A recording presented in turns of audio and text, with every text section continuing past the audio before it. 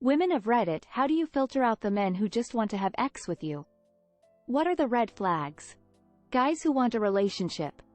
Ask you out during normal hours, want to spend actual time doing fun things, call and text regularly, value your time and sleep schedule, ask about and are interested in you, just X. X is all they talk about, call at random times to see if you are available, now only have a short time to spend with you, when they are with you seem only interested in a physical connection.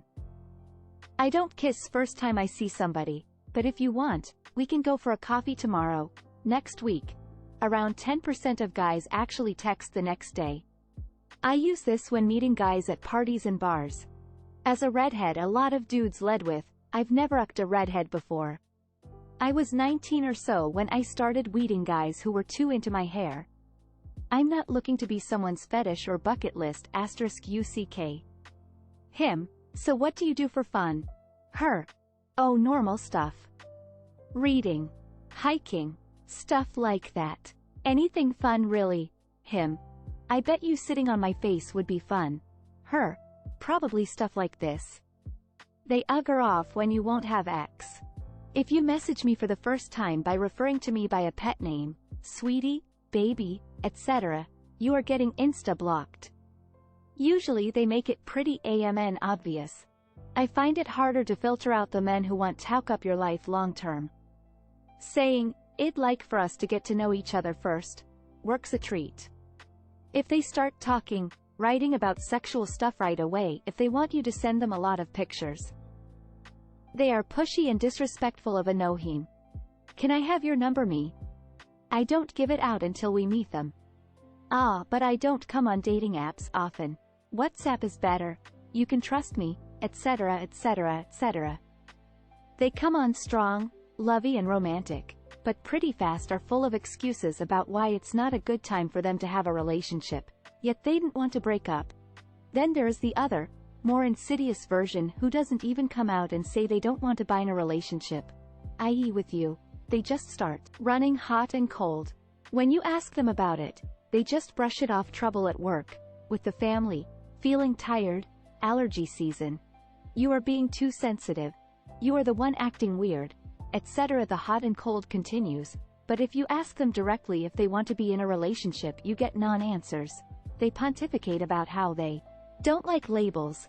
They make you feel impatient, clingy, obsessed with meaningless timelines. They say they can't do it right at that very moment, but imply they can very soon. They can't decide because they have too much going on, etc. But you know it's not about you not being patient enough. It's about them not treating you decent, and you just have to hit the eject button yourself and break your own heart.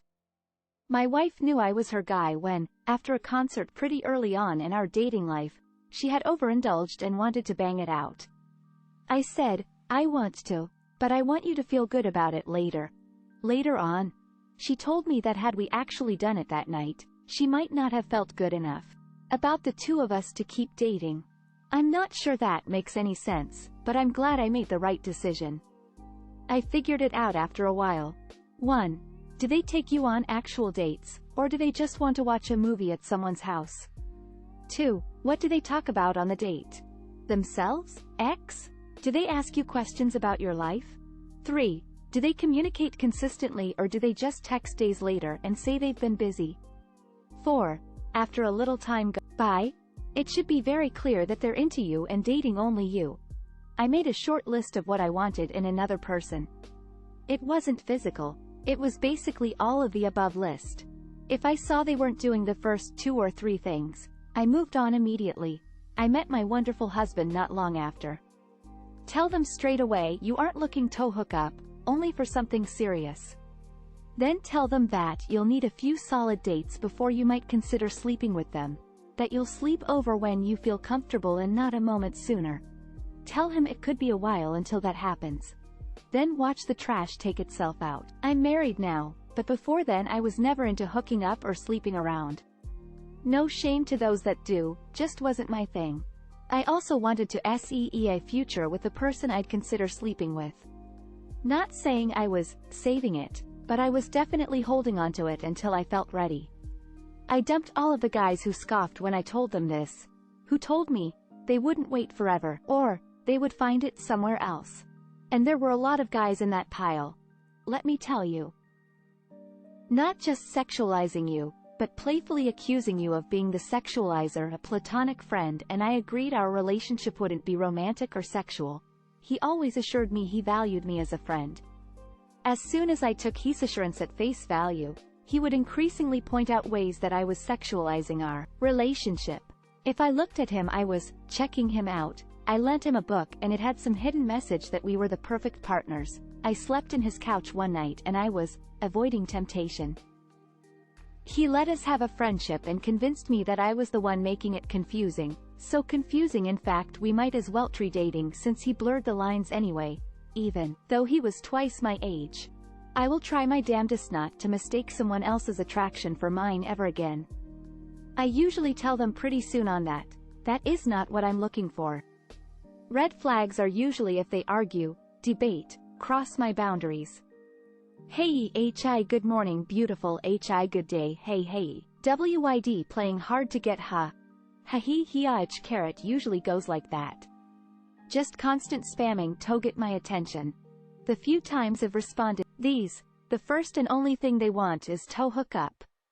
No interest in who I am, my personality, my interests, none of that.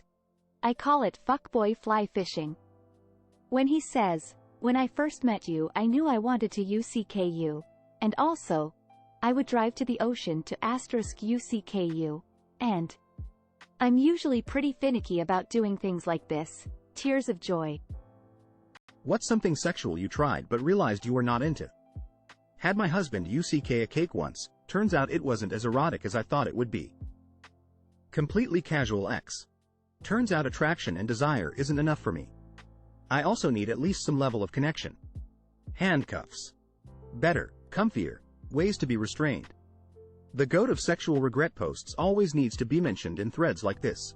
it.com/r/askreddit/comments/3907wr/comments/CRZF7J9/. Insulting and biting a guy's ick. Don't look at me. He really wanted this. Nayote mori, or the practice of eating sushi off a perfectly still naked woman. My girl wanted to try this as foreplay and I obliged. It wasn't horrifying or anything, but it just makes the sushi room temp and I couldn't really do anything with her until I ate it all, and by that point I was way too full of lukewarm fish to enjoy the rest of sexy time. Slapping and choking. Realized it just makes me feel like a piece of meat, in the bad way.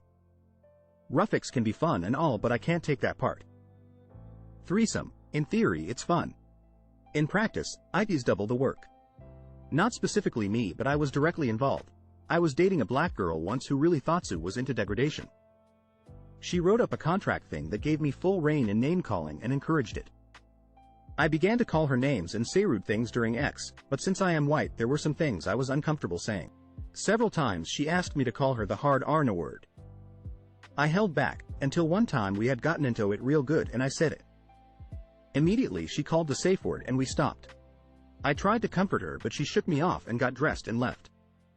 Later that day I got a text from her thatred. I thought I wanted that, and I really did like you, but I was wrong on the first part and now I can't see you in that way anymore. Orgy. It looks good on Orn, but IRL it's a lot of chaotic energy, sensory overload, and performance anxiety jumbled all together, and the smell. Like 20 minutes to an hour of X with people. It's gonna stink. Like bodily fluids all mixing. Humiliation.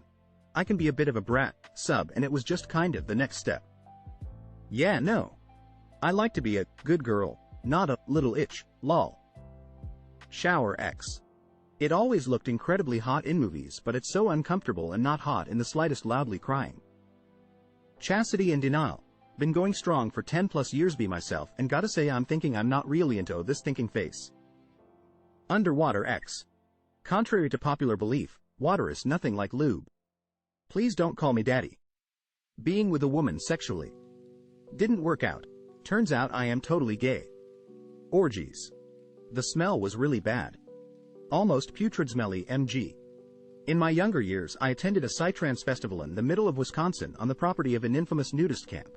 Pretty normal psy festival with no funny business, so to speak. Second night in, while keeping a nice buzz, I began talking with the groundskeeper, being like, wow, this festival is pretty wild. This man turns his head, spits, and grumbles. You haven't seen hit. We ask him to elaborate. Come back 2 weeks from now for rape weekend. Pressing for more, he told us exactly what that was. Women with their kink come from all over. The first day is all mingling and getting to know folks. Then on the second day, after waivers are signed, they all strip down to nothing but and it begins. The women get a 5-minute head start sprinting all over the property, followed by groups of men who chase them down to participate in their fantasy. So my answer is that rape weekend at the nudist campground, edit, did not attend the fabled weekend, but the guy's face said it all. Definitely not my bag, baby. Quite a few years ago, I went to an ex-therapist who happened to be a ex-worker. I went for the therapy, but it was clear we were giving off vibes the whole time.